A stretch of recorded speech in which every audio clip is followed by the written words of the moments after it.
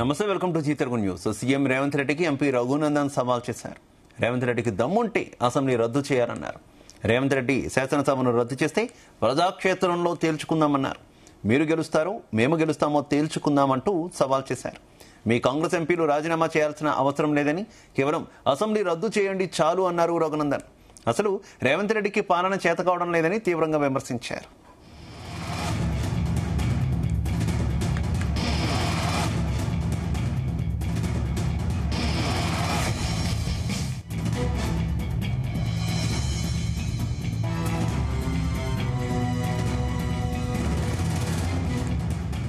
CM Revanth రెడ్డికి MP Raghunandan సవాల్ చేశారు. రేవంత్ రెడ్డికి దమ్ముంటే అసెంబ్లీ రద్దు చేయాలన్నారు. రేవంత్ రెడ్డి శాసనసభను రద్దు చేస్తే ప్రజాక్షేత్రంలో తేల్చుకుందామన్నారు. మీరు గెలుస్తారో మేము గెలుస్తామో తేల్చుకుందామంటూ సవాల్ చేశారు. మీ కాంగ్రెస్ ఎంపీలు రాజీనామా చేయాల్సిన అవసరం లేదని, కేవలం అసెంబ్లీ రద్దు చేయండి చాలు అన్నారు రఘునందన్. అసలు రేవంత్ రెడ్డికి పాలన చేత కావడం లేదని తీవ్రంగా విమర్శించారు.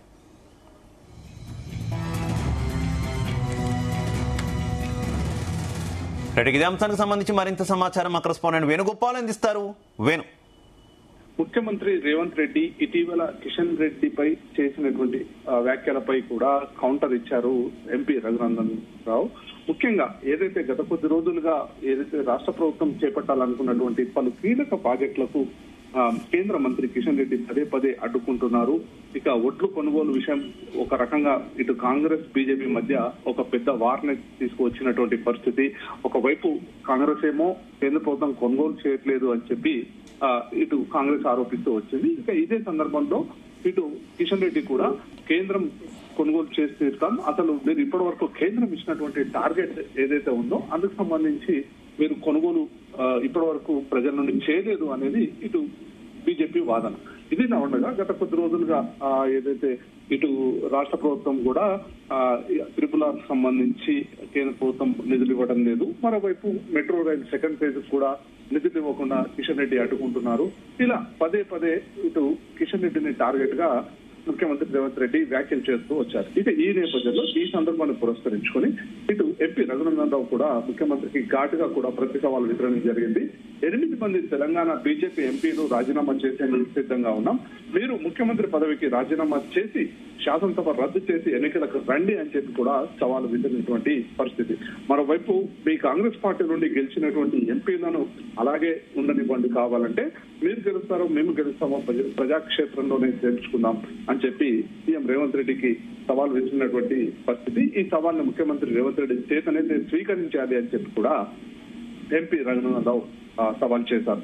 ఇక ఊకే పదే పదే మీరు కిషన్ రెడ్డి ఇంటి ముందు ఒడ్లు పోస్తే మాకు కోడంగల్లో అలాగే ప్రగతి భవన్ ముందు ఒడ్లు పోసడం రాదా అని చెప్పి ఇటు కీలక వ్యాఖ్యలు చేసినటువంటి పరిస్థితి MP Raghunandan Rao.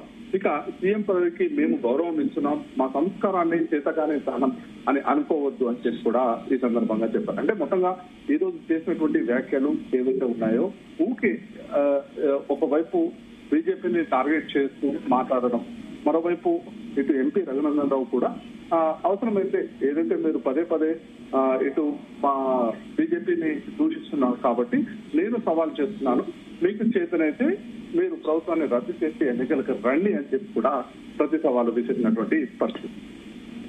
Right, okay, thank you Venu.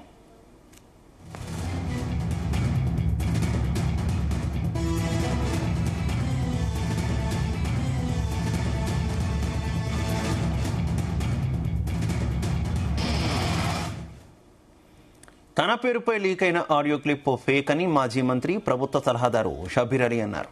ఈ మేరకు కాంగ్రెస్ క్రమశిక్షణ కమిటీ నోటీసులకు వివరణ ఇస్తూ షబీర్ అలీ లేఖ రాశారు. ఏఐ ద్వారా రూపొందించిన ఆడియో అయి ఉండవచ్చని అనుమానం వ్యక్తం చేశారు. వైరల్ ఆడియోపై దర్యాప్తు చేయాలని ఇప్పటికే పోలీసులకు ఫిర్యాదు చేసినట్టు లేఖలో పేర్కొన్నారు. టీపీసీసీ అధ్యక్షుడు మహిళా నేతలపై తాను ఎలాంటి వ్యాఖ్యలు చేయలేదన్నారు. కామారెడ్డి కాంగ్రెస్లో అంతర్గత విభేదాలు సృష్టించేందుకు ప్రయత్నిస్తున్నారని, కుట్రదారుల లక్ష్యం కాంగ్రెస్ను దెబ్బతీయడమేనని అన్నారు షబీర్.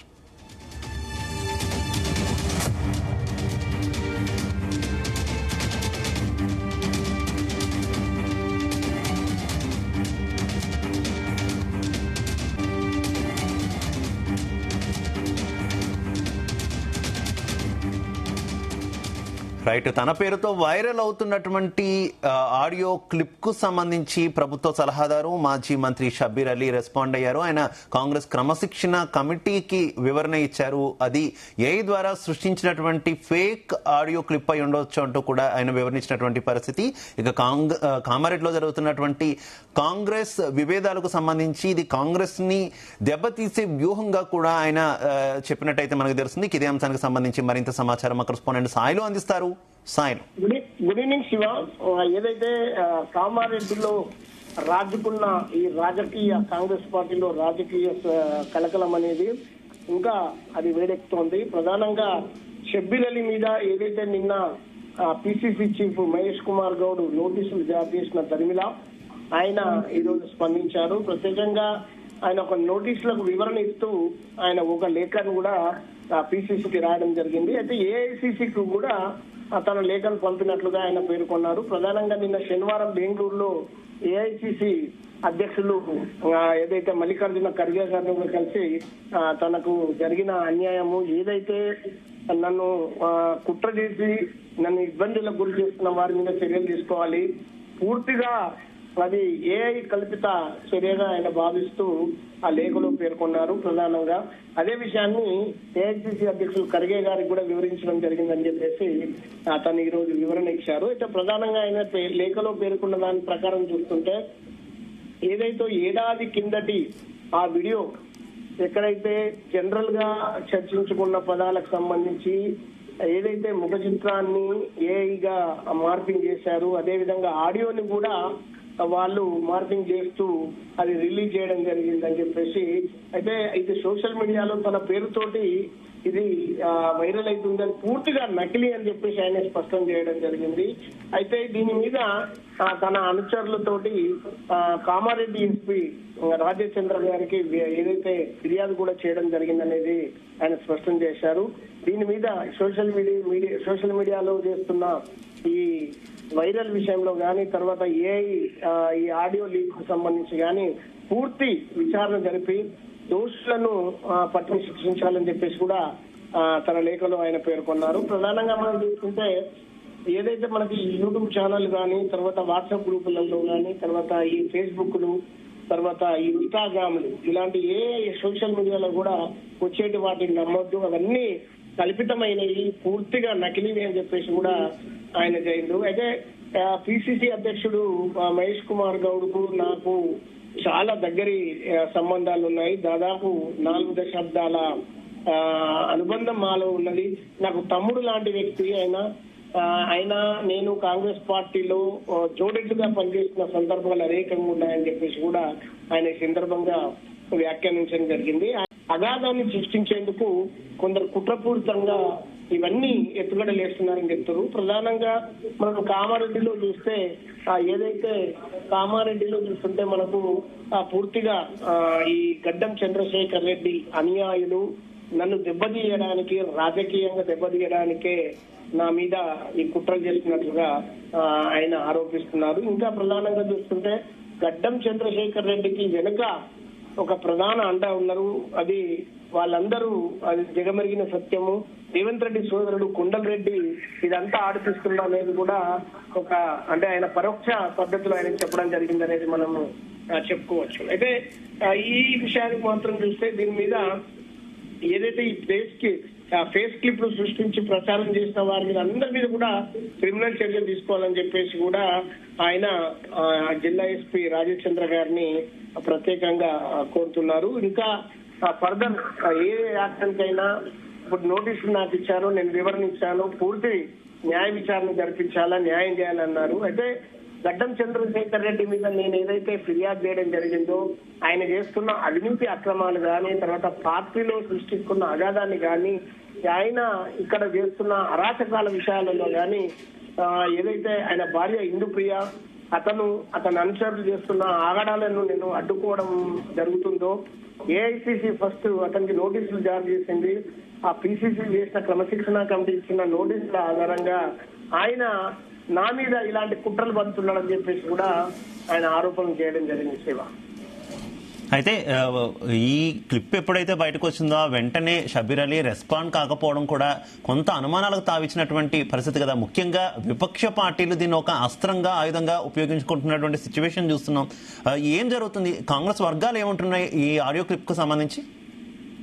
యాక్చువల్ గా తను షబ్బీర్ అలీ చెప్తున్న దాని ప్రకారం ఈ ఆడియో ఇప్పటిది కాదు, అది ఎప్పుడో చాలా సంవత్సరాల కిందది. దాన్ని అనవసరంగా ఇప్పుడు దాన్ని తెర మీదకి తీసుకొస్తున్నారు. అది అంతా మార్పింగ్ చేసిండ్రు. అది నా మాటలను కూడా మార్పింగ్ చేసిండ్రు. ఎక్కడో మాట్లాడిన జనరల్ సందర్భాలు ఇది ఇక్కడ దానికి తీసుకొచ్చి లింక్ చేస్తూ ఇవన్నిటిని మార్పింగ్ చేసిండ్రు అని చెప్పేసి ఇప్పుడున్న ప్రస్తుత పరిస్థితులకు మార్పింగ్ చేసిండ్రు అనేది ఏదైతే ఫేస్ క్లిప్ ను కూడా దానిలో వాడడం అనేది కూడా ఇదంతా ఏఐ దాన్ని సంబంధించింది కాబట్టి దీని విచారణలోనే బయటపడుతుంది. కాబట్టి ఈ కుట్రలను కాంగ్రెస్ పార్టీ అంతర్గతంగా ఉన్న నాయకులు చేసుకున్న నన్ను నా ప్రతిష్టను దెబ్బతీయడానికి, అదేవిధంగా పార్టీని ప్రతిష్టను దెబ్బతీయడానికి ఈ కుట్రలు చేస్తున్నారు. మా మధ్య పిసిసి చీఫ్ కు నాకు మధ్య అగరాన్ని సృష్టించడానికే, మా మధ్య విభేదాలు సృష్టించడానికే ఇవన్నీ ఎత్తుగడలేస్తున్నారని చెప్పేసి కూడా ఆయన ఆరోపించడం జరుగుతుంది. ఇంకా ఏదైతే ఈ నోటీసులకు సంబంధించి ఇంకా ఎక్కడైనా విచారణకు నేను సిద్ధంగా ఉన్నా, నేను చేసిన ఆరోపణలు కానీ తర్వాత నాపై చేస్తున్న ఆరోపణల విషయంలో కానీ నేను ఎక్కడ కూడా తప్పు చేయలేదు, నేను ఎవరిని కూడా వ్యక్తిగతంగా దూషించలేదు, మహిళలను కూడా దూషించినట్టుగా వస్తున్న ఆరోపణలలో ఎలాంటి నిజం లేదని చెప్పేసి కూడా ఆయన స్పష్టం చేస్తున్నారు. అయితే పిసిసి నిన్న మహేష్ కుమార్ గౌడ్ కూడా ఆయన ఈ దాని మీద ఆడియో లీక్ మీద కూడా స్పందించినప్పుడు నా మీద కూడా కొన్ని ఆరోపణలు చేయడం జరిగింది. అవన్నీ కూడా మహేష్ కుమార్ గౌడ్ తెలుసు. ఇది షబ్బీర్ అలీ చేయలేదని చెప్పేసి, షబ్బీర్ ఎంత నిజాయితీగా పార్టీలో ఉన్నాడో అదే నిజాయితీగా ఇప్పటికి కూడా కొనసాగుతున్నాడు అనేది భావించాలి, మహేష్ కుమార్ గౌడ్ కూడా భావించాలని చెప్పేసి కూడా ఆయన తన లేఖలో పేర్కొన్నారు. Shiva right, okay, thank you.